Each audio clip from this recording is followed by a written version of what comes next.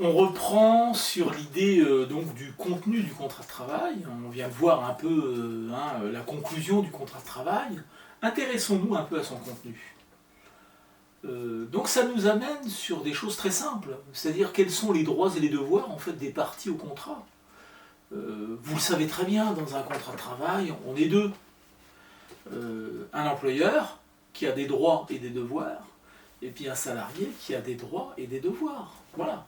Alors ce type de contrat qui fait naître des droits et des devoirs à l'égard de chacune des parties, en droit, ça s'appelle un contrat synallagmatique. Alors c'est un terme un peu barbare, c'est vrai que si vous dites à quelqu'un j'ai signé un contrat synallagmatique, il ne va plus vous parler. Hein. Donc lui dites rien, c'est mieux. Mais un contrat synallagmatique, c'est tout simplement un contrat bilatéral, si vous préférez. Si vous prenez votre, je sais pas moi, votre contrat de bail, votre contrat d'assurance automobile, ce sont des contrats synallagmatiques. Votre assureur vous assure, vous payez des cotisations. Votre bailleur vous loge, vous payez un loyer. Bon, voilà. Voilà. En gros, c'est ça l'histoire. Bon, dans un contrat de travail, c'est un peu pareil. Vous travaillez, vous avez un salaire, mais il n'y a pas que ça. Il y a d'autres choses. Donc, ce que je vais voir ici avec vous, l'idée, c'est de voir un peu quelles sont les obligations qui pèsent sur l'employeur du fait du contrat de travail, puis on verra la même chose du côté du salarié. Il n'y a rien de très sorcier, il y a plein de choses que vous savez déjà. Par exemple, du côté de l'employeur, il doit vous fournir du travail. Et pas n'importe quel travail, un travail qui correspond au travail pour lequel vous avez été embauché. Ça, c'est sûr. Il doit vous fournir du travail, voilà, en lien direct avec le contrat en lui-même, c'est-à-dire les raisons pour lesquelles il vous a embauché.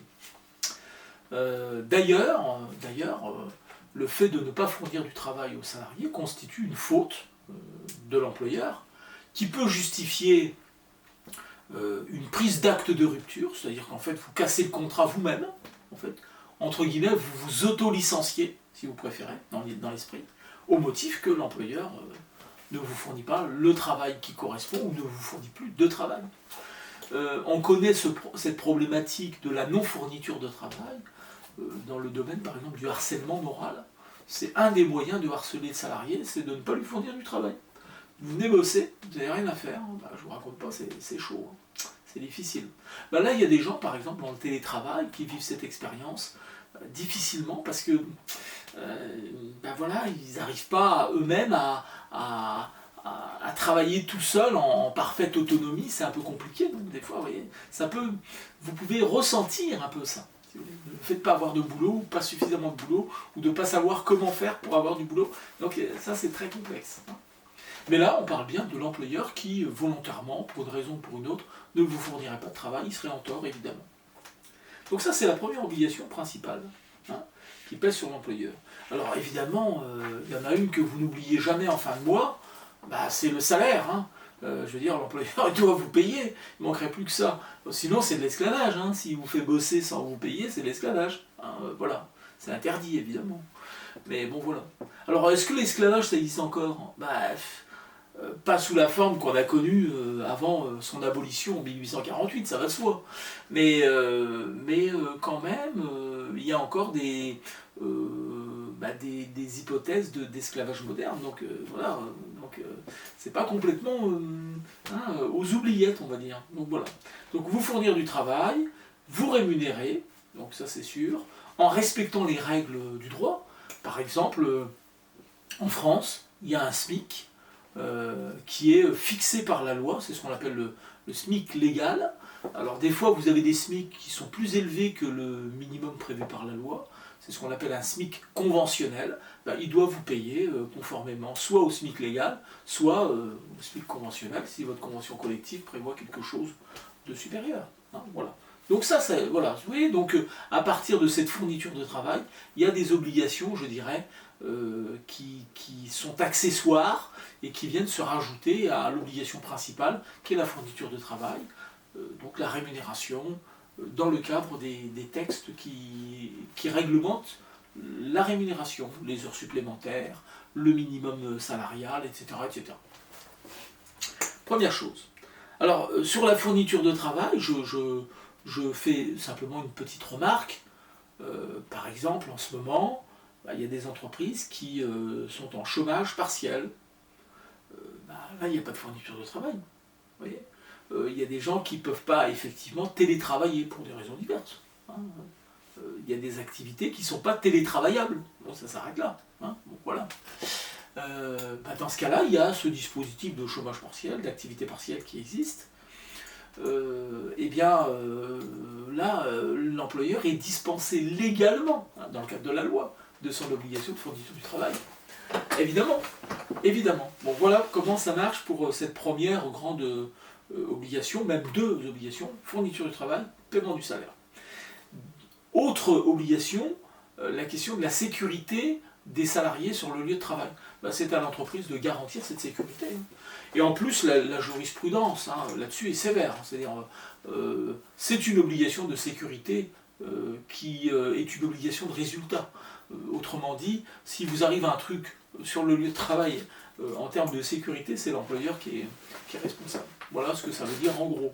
Donc, on peut aussi réfléchir en se disant, tiens, il y a une obligation de sécurité d'un côté, mais de l'autre côté, c'est-à-dire du côté du salarié, la possibilité dans certains cas d'invoquer un droit de retrait parce qu'il considère que les conditions de sécurité ne sont pas réunies. Alors, des fois on en parle, surtout en ce moment, par exemple, il y a des salariés qui disent « moi je ne veux pas aller travailler parce que je considère que mon entreprise ne me fournit pas les moyens de garantir ma sécurité ». Ce serait la même chose si on demandait à un ouvrier de monter sur un toit sans lui garantir la sécurité, le baudrier de sécurité, le casque, ou je ne sais quoi encore. Bon, voilà, il pourrait dire non, je ne le fais pas. Pour un grutier, par exemple, de monter tout en haut de sa grue, alors que le vent est à telle vitesse et qu'il y a des règles très précises par rapport à ça, il pourrait dire non, je ne le fais pas, parce que voilà. Donc, voyez-vous, garantir la sécurité, c'est une obligation qui pèse sur l'employeur, et s'il ne le fait pas, on peut aussi invoquer du côté du salarié le droit de retrait, sous certaines conditions, certes, mais bon, voilà, c'est possible. L'employeur doit exécuter le contrat de travail de bonne foi, évidemment. Il vous a embauché pour faire un certain nombre de choses. Il ne faut pas qu'il vous ait menti, parce que le mensonge en tant que tel, déjà, c'est un manquement à cette bonne foi. Mais il doit même vous garantir, au nom de la bonne foi, on voit comme ça dans la jurisprudence, apparaître l'obligation de formation du salarié pour qu'il soit toujours adapté à son poste. Ça fait partie de la bonne foi contractuelle. Voilà, c'est comme ça. Vous voyez, donc ça c'est intéressant aussi. Voilà pour les principales obligations qui pèsent sur l'employeur. Ensuite, du côté du salarié, alors il y a une obligation qui est déjà être à la disposition de l'entreprise durant le temps de travail. Ce qui paraît assez logique quand même. Durant le temps de travail, vous devez être effectivement à la disposition de votre entreprise. C'est rien d'autre que le lien de subordination juridique. Pour que vous puissiez être sous la subordination juridique d'un employeur, encore faut-il que vous soyez là. Bon voilà. En gros, c'est ça l'histoire. Donc, être à la disposition de l'entreprise. Mais je rappelle, il y a des limites.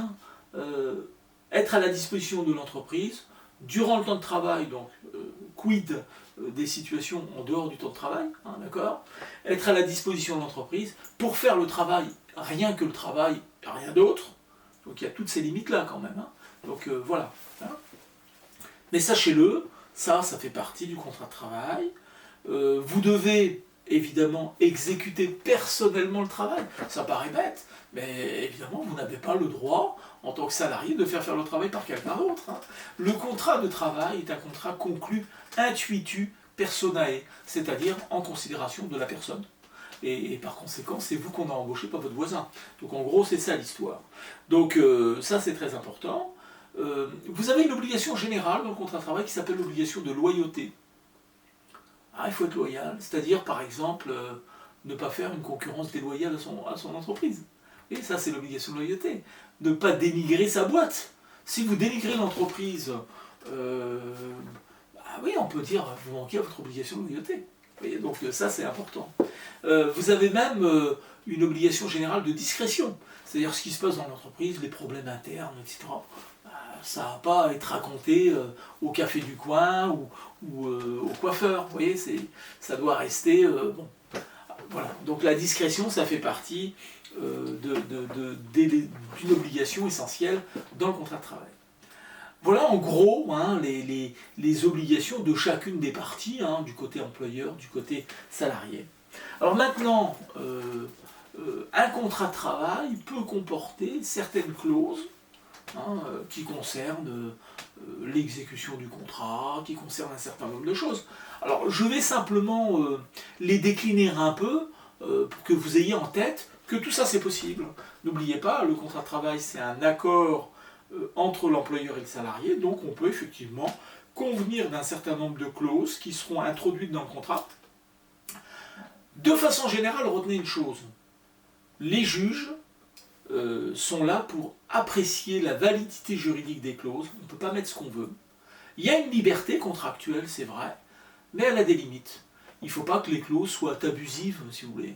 Si elles sont abusives, évidemment, elles ne pourront pas vous être opposées. C'est-à-dire qu'on ne pourra pas dire vous êtes tenu de faire puisque c'était écrit. Ça ne marche pas comme ça. Si les clauses sont abusives, elles seront annulées. Vous voyez ? Ou elles seront limitées dans leurs effets. Mais dans tous les cas de figure, on ne pourra pas vous les imposer au seul motif que vous avez signé en bas à droite. C'est ça que ça veut dire. Alors, je vous parle comme ça de façon très générale, encore une fois. L'objectif, c'est pas le détail, c'est de comprendre la philosophie des choses.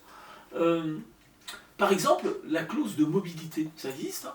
Vous avez une clause qui dit que, éventuellement, vous pourriez être amené à travailler ailleurs que là où vous êtes habituellement. Hein, vous êtes dans un groupe important, vous travaillez au siège, mais il y a des filiales un peu partout, peut-être qu'il y a une clause qui va dire qu'on va pouvoir vous envoyer travailler dans une filiale. Ou alors, je sais pas, moi, vous travaillez dans une association, pour une association qui a plein d'établissements et services, dans le secteur social par exemple, peut-être qu'on va pouvoir vous envoyer travailler dans un autre établissement ou un autre service que celui où vous travaillez habituellement. C'est peut-être écrit dans votre contrat. Bon, les clauses de mobilité, c'est donc légal, c'est pas le problème. Il n'y a pas de problème en soi. Mais il peut y avoir des abus. Vous habitez dans le Nord, et puis du jour au lendemain, ou en vous laissant très peu de délai, on vous demande d'aller rejoindre une filiale qui se trouve dans le Sud. Vous avez vos gamins qui sont scolarisés, votre maison qui est pas payée, ou même si elle est payée, voilà, ça va causer plein de problèmes. Donc là, il peut y avoir des abus. Mais ça existe, les clauses de mobilité, ça existe, c'est possible. On a parfois aussi dans le contrat des clauses d'objectifs. Mais par exemple, un côté simple à comprendre, un objectif, il faut que ce soit atteignable. Si on vous fixe des objectifs qui sont inatteignables, et qu'ensuite on vous sanctionne parce que vous ne les avez pas atteints, ça peut se discuter. C'est pas parce qu'il y avait une clause d'objectif qu'on a le droit de mettre n'importe quel type d'objectif. On a déjà vu des commerciaux, par exemple, se plaindre d'objectifs inatteignables. Alors, le juge, il apprécie, hein. Il regarde quel est l'objectif, il regarde ce que font les autres habituellement, ce qu'il est possible de faire. Si on voit que l'objectif est largement au-delà, par exemple, des objectifs fixés aux autres salariés, peut-être là, on va dire, peut-être un peu d'exagération. Donc, c'est possible. On peut fixer des clauses d'objectifs. Est-ce que dans le travail social, c'est possible? On peut tout imaginer. Tout imaginer. On va vous dire, oui, vous devez traiter tant de situations, dans le mois, dans le trimestre, dans l'année, j'en sais rien. On peut imaginer tout ce qu'on veut. C'est pas interdit, donc clause d'objectif. Il y a des fois des clauses qui sont en lien avec la rémunération. Alors là, il y a des choses d'ordre public. Par exemple, vous ne pouvez pas fixer contractuellement une rémunération inférieure au SMIC. Ça, c'est sûr que non. C'est interdit. Mais en revanche, il peut y avoir des fois des rémunérations variables. Donc des rémunérations qui vont varier en fonction d'un certain nombre de critères. Notre exigence en droit, c'est que les critères qui permettent la variabilité doivent être des critères objectifs et par conséquent fixes d'une certaine manière. Donc on doit pouvoir à l'avance définir la rémunération du salarié, etc., qui dans tous les cas ne doit pas percevoir en dessous du SMIC. Enfin, il y a plein de choses comme ça. Mais c'est possible, vous avez des clauses de rémunération, souvent, très souvent, dans le champ du commerce, hein, notamment les commerciaux, ils ont une partie fixe et une partie variable dans leur rémunération. C'est pas interdit, à condition que la partie variable soit, référée à des critères objectifs, connus à l'avance, etc., etc. Donc il y a quand même un contrôle du juge, évidemment, par rapport à ça.